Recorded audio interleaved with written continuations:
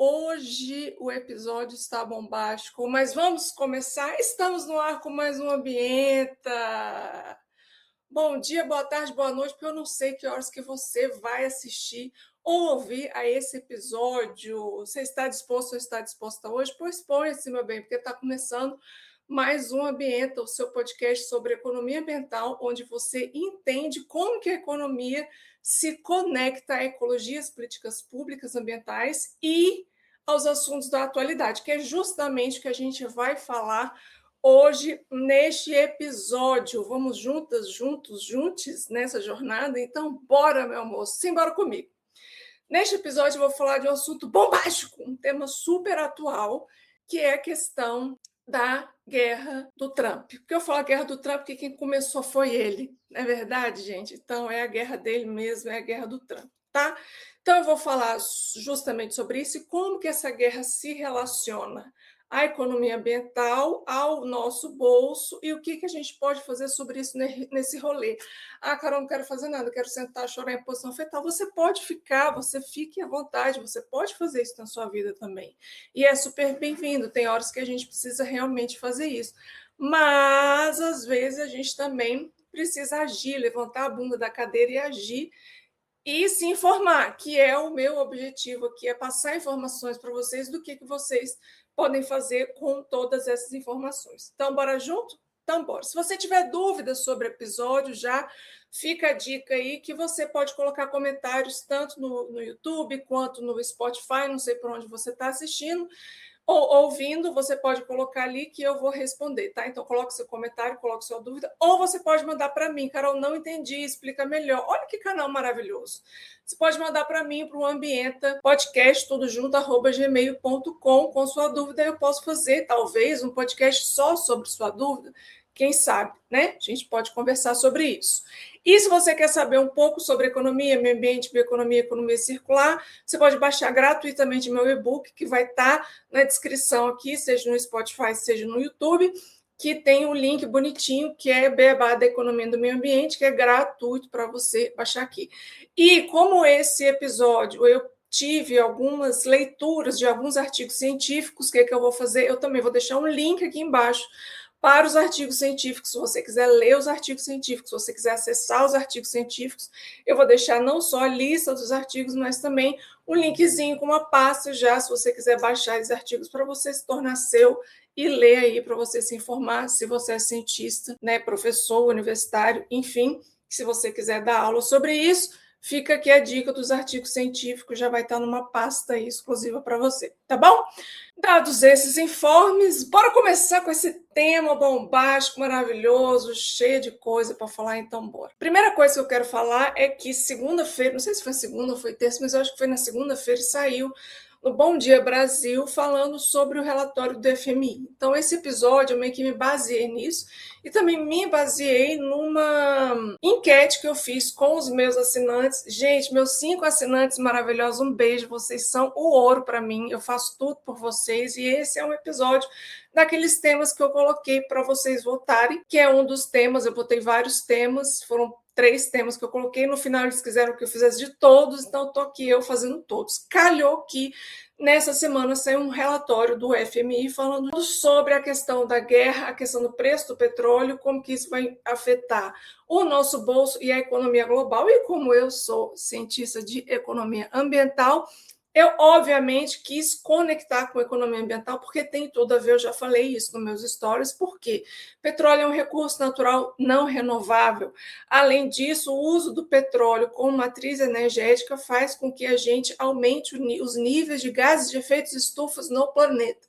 Isso faz com que a gente, consequentemente, acho que todo mundo já sabe, aumente a temperatura média global do planeta, o que a gente tem chamado de aquecimento global. A temperatura média já subiu 1,6 graus, além daquela que a gente gostaria que não subisse.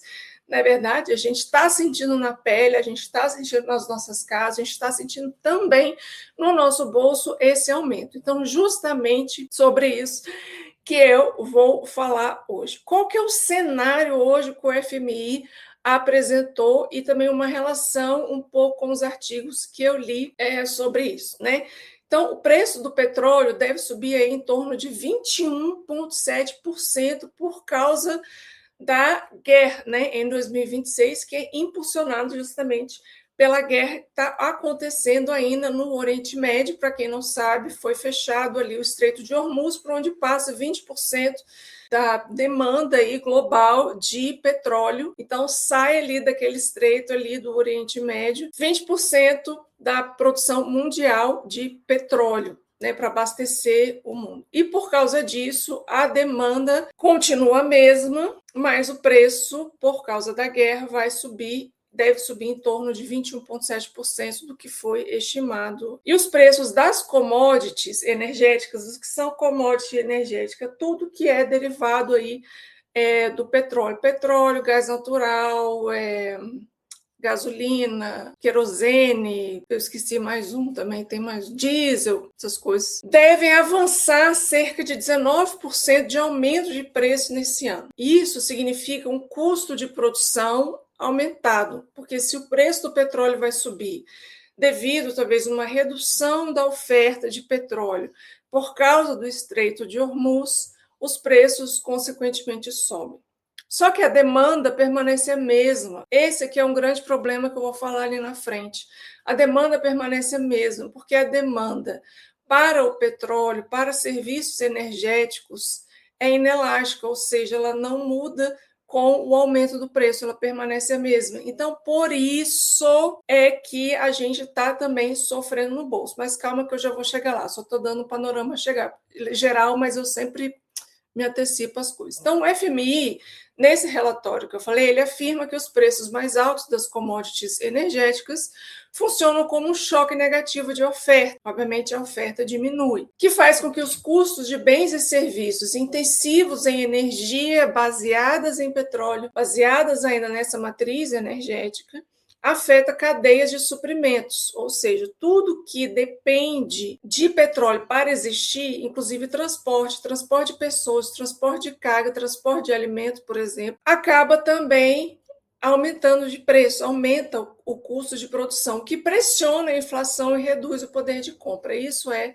o que está aí descrito. Então, os preços do petróleo já subiram mais de 50% em poucas semanas, superando a marca de $100 o barril. Por barril, o FMI afirma que a crise energética deixou de ser um risco localizado e se tornou um vetor central de instabilidade global. E aí a gente precisa juntar isso com, obviamente, a questão climática que não foi resolvida anteriormente, e aí a água bateu na bunda, e aí chegamos nessa situação.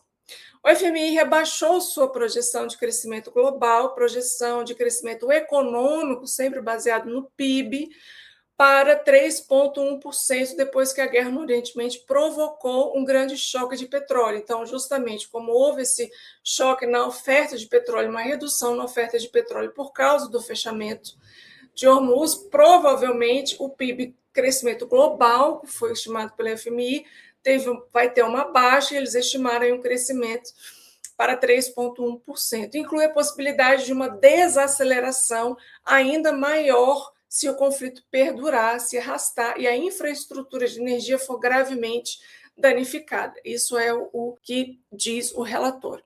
E aí eu quero trazer alguns pontos com relação a justamente isso, falo muito justamente, gente, reparei esses dias, né? Que coisa mais doida. Mas eu quero trazer 3 pontos principais que eu vou falar aqui. O primeiro ponto é o uso extensivo do petróleo e a transição, que ainda não aconteceu, que deveria ter acontecido há muito tempo, porque a gente está alertando, né? Os cientistas estão alertando há muito tempo sobre a necessidade obrigatória de mudar a matriz energética. E o que a gente fez? Nada, todo mundo ficou sentando e observando. Será por quê? Porque tem pessoas ganhando por trás. E normalmente tem pequenos grupos ganhando com isso. E quem sente é a gente. E já já eu vou falar o porquê. Segura aí, segura o gancho.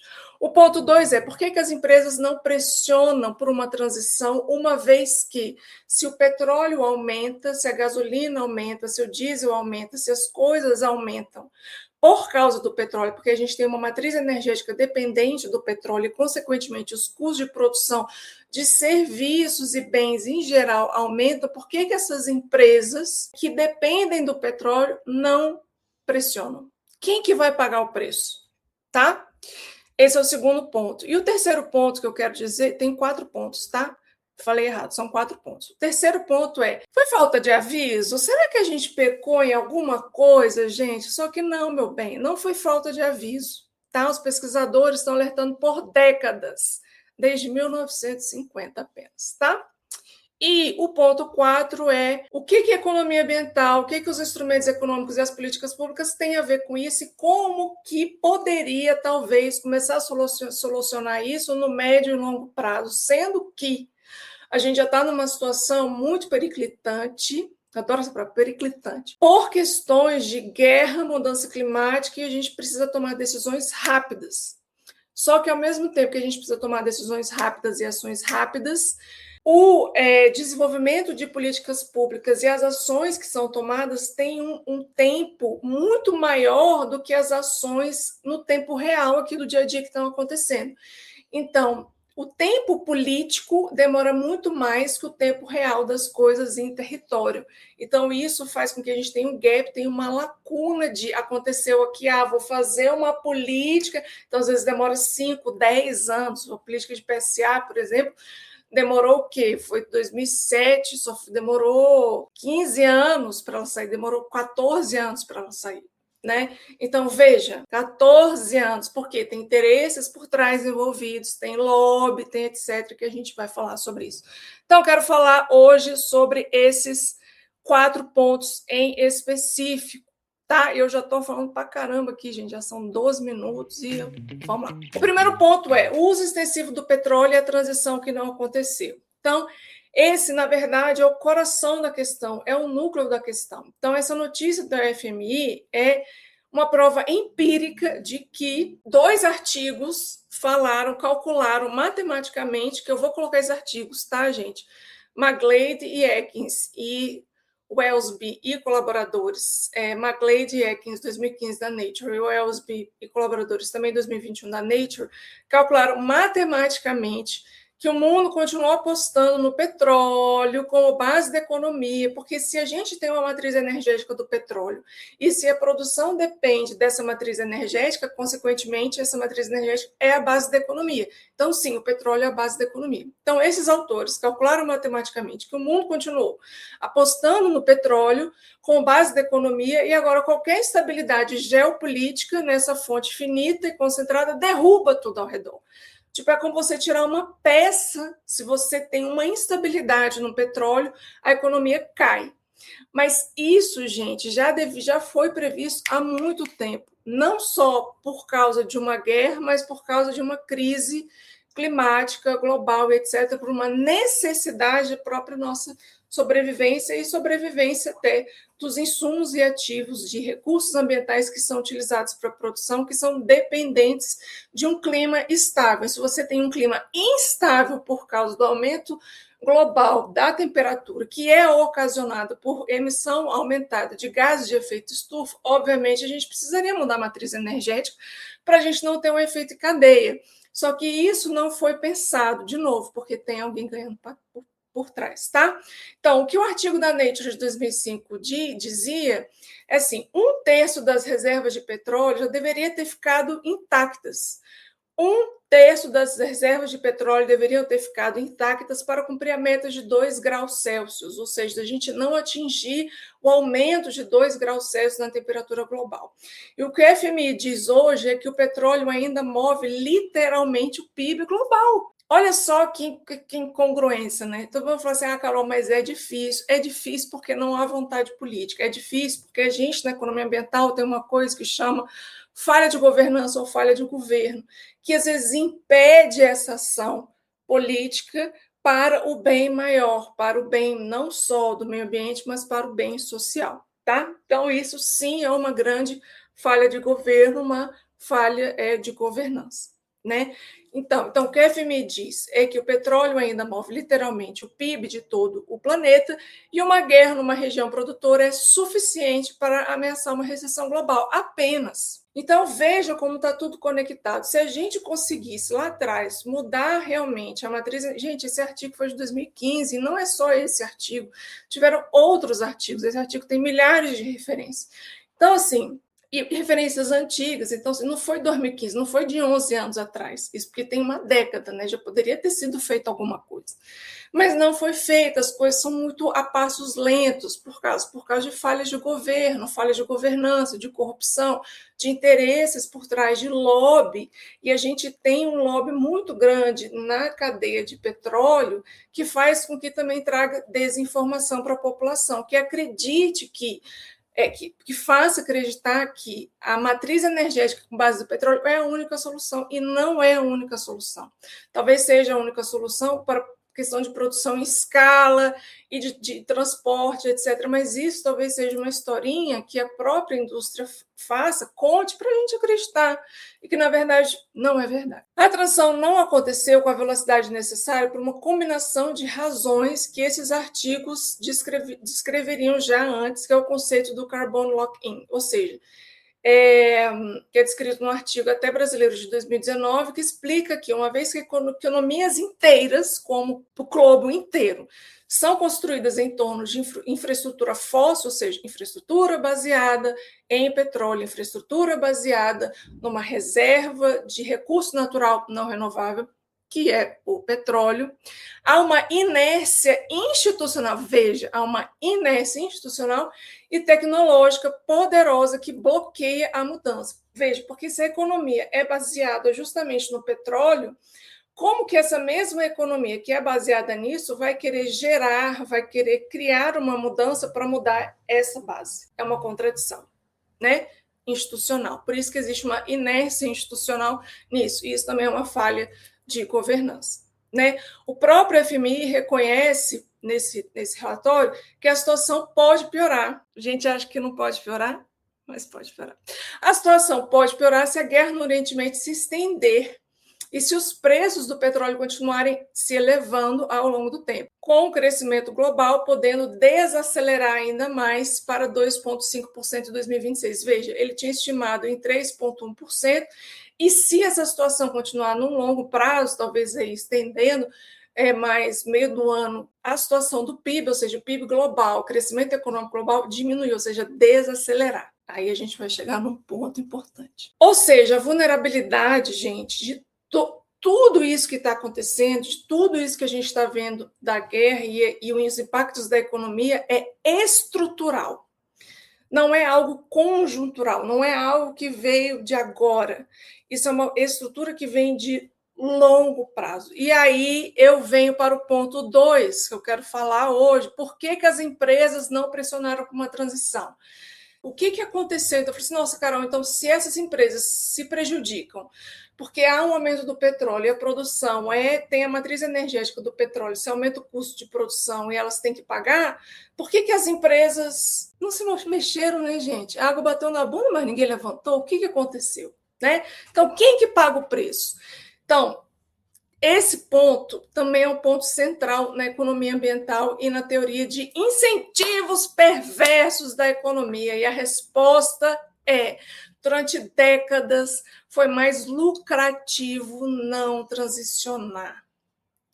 Porque além de incentivos, subsídios que foram colocados para o petróleo, diminuindo o preço do petróleo, vamos a petróleo, subsídio para o petróleo, subsídio para a gasolina, subsídio para a compra de carros com base na gasolina, diminuição do IPVA, tudo isso são os que a gente gosta de chamar de incentivos perversos na economia ambiental, porque um subsídio que você dá aqui vai causar uma cadeia de merda, ou que a gente chama de externalidades negativas, que vão aumentar o custo social, que vão aumentar a poluição ambiental.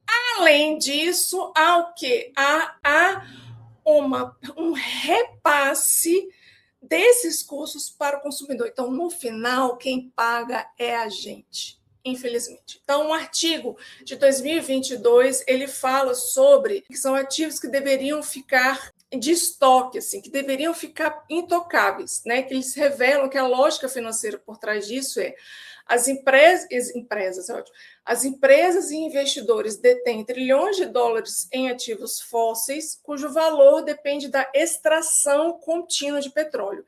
Isso significa que você tem um estoque que ele não vale nada no estoque, ele só vai valer a partir do momento que você extrai esse estoque. Então, eu tenho ali, eu estou sentado no barril, numa reserva enorme de petróleo, tipo a nossa pré-sal aqui, a gente está sentado no pré-sal, mas isso tem preço de mercado hoje? Isso vale alguma coisa hoje? Vale se for extraído. Se tivesse, enquanto a gente tivesse sentado lá no negócio de petróleo, não vai adiantar nada. Se estiver sentado no pré-sal, não adianta nada. Ou seja, só existe, você pode estar sentado em trilhões e trilhões de dólares, mas ele só vai ter preço a partir do momento que ele é extraído. Então, transicionar significa desvalorizar esse patrimônio voluntariamente. Nenhum acionista ou fundo de pensão pressiona uma empresa para se autodesvalorizar. O mecanismo que a gente identifica que é que empresas lucram ao repassar o custo da alta de petróleo para o consumidor. É isso que é o ponto que eu quero chegar. Além dos incentivos perversos, que é o primeiro ponto que identifiquei na questão da economia ambiental, a gente tem o segundo ponto, que é as empresas passam o custo de produção, que na verdade é um custo social, é um custo ambiental, pelas próprias externalidades negativas até que o petróleo causa, e não só isso, mas também um aumento do custo de produção por causa do aumento do custo de petróleo, é passado para quem? Para eu, você que está aí sentada me assistindo, você está aí limpando sua casa, você está aí para o trânsito, é os consumidores, gente, é isso. E isso tem nome na literatura, que são externalidades negativas não internalizadas. Uma vez que eles não internalizam essas externalidades negativas, que são os custos sociais, que estão dentro da produção, se eles não internalizarem, alguém paga. Ou é o meio ambiente que paga, na verdade não é o meio ambiente. A gente sempre se ferra porque a gente ou tem doença respiratória, ou bebe água que está poluída. Isso são externalidades negativas porque o custo social e ambiental não foi internalizado pela produção. Tá? Quem polui ou quem mantém dependência de um recurso escasso e volátil não paga o custo real disso. Quem paga é a gente, é o consumidor, no preço da gasolina, no preço da energia elétrica, no preço do alimento, que subiu, no preço de tudo, porque se a gente, de novo, eu volto para o ponto 1, se a gente tem uma matriz, se a gente tem uma economia baseada numa matriz energética no petróleo, se o petróleo sobe por causa de guerra, por causa de qualquer outra coisa, quem paga é a gente. Se você usa fertilizante, é a base de petróleo, e a gente usa muito fertilizante e também agrotóxico na nossa economia, para produção agrícola. E aí, o que acontece? Se acontece alguma coisa com o petróleo, isso vai aumentar, e aí aumentando, quem vai pagar o custo é eu, você. Então, na produção de alimentos, tudo bem. No final, quem paga é o consumidor, a gente se ferra. Por isso que vai ter um tópico à parte no final, o que você pode fazer com relação a isso, porque eu sei que esse episódio vai deixar você pé da vida. Segundo, o trabalhador, que também paga eu, você, consumidor que trabalha, vai pagar via inflação e perda do poder de compra. Por quê? Se a partir do momento que... Aí, olha só, gente, economia ambiental, na prática, se os custos sociais e ambientais não são internalizados pela produção, não são internalizados pelo produtor, o que acontece com a inflação? Sobe. Por quê? Porque os produtos passam a ser mais caros, porque esses custos são repassados para o consumidor, eu, você, no preço das coisas. Se esse custo é passado para o preço das coisas, a gente perde. A gente perde porque o nosso poder de compra reduz. O que significa redução do poder de compra? Inflação, ou aumento geral dos preços do consumidor. Os países mais pobres que importam energia e não têm reservas também se lascam muito com isso. O efeito cascata é claro, por isso que eu queria fazer esse episódio maravilhoso e dei essa sugestão para mostrar para vocês o efeito cascata. A energia mais cara eleva custos industriais, custos de produção, pressiona preços de quem produz, que consequentemente não internaliza esses custos da produção, esses custos sociais, esses custos ambientais, repassa esses custos para o consumidor, que reduz a margem das empresas, poder de compra, e pode obrigar bancos centrais a manter ou até elevar os juros, que trava o crescimento, né? E aí aproxima o mundo de um cenário clássico de estagflação. Estagflação é estagnação com inflação, é estagnação do crescimento econômico, deixa de crescer economicamente por causa do aumento de juros, e a inflação, que é a perda do poder de compra do consumidor. Olha que maravilha, né, gente? Que bom, a gente está muito bem. Um outro artigo de 2024 adiciona uma outra camada. As empresas de petroleiras, de petróleo, continuaram investindo em novas fronteiras exploratórias. Assim. Mesmo a gente sabendo que a gente deveria mudar a matriz energética, mesmo a gente sabendo que poderia haver uma guerra, porque, de novo, isso é a matriz energética de petróleo, não é, de novo, eu já falei que isso é um recurso natural não renovável e que uma hora pode entrar em escassez. Gente, isso já poderia acontecer em qualquer momento, porque a partir do momento que um bem tem escassez, o preço aumenta. E, de novo, com a matriz energética, a energia é inelástica, a demanda permanece a mesma e mesmo que o preço aumentando ou não, então, sim, a gente vai continuar demandando e pode ter estagnação, diminuição do crescimento econômico. Além disso tudo, vocês acham que as empresas exploratórias e petroleiras e petrolíferas pararam de explorar petróleo? Claro que não, gente. Vamos continuar aí procurando petróleo, porque afinal de contas está escasso aqui, a gente precisa aumentar a produção. Ou não só está escasso, a gente precisa aumentar a produção. Porque sabe que uma hora vai acabar ali, a gente precisa procurar ali para continuar ganhando. Então é isso, vamos continuar investindo em novas fronteiras exploratórias, inclusive em áreas de alta sensibilidade ecossistêmica e territorial. Por que, gente, o sistema de preços nunca incorporou custo ambiental e climático real dessa extração? Então, sem precificação de carbono robusta, a lógica do capital privado sempre vai interferir, sempre vai preferir extrair, sempre vai continuar extraindo, enquanto a gente não ter mecanismos para que essas empresas petrolíferas continuem explorando ecossistemas e territórios frágeis, como, por exemplo, a Foz do Amazonas, né, gente? Vamos falar que é a verdade. E governos também, que ainda ficam subsidiando isso, que são os incentivos perversos da economia, que eu já falei para vocês, não é verdade?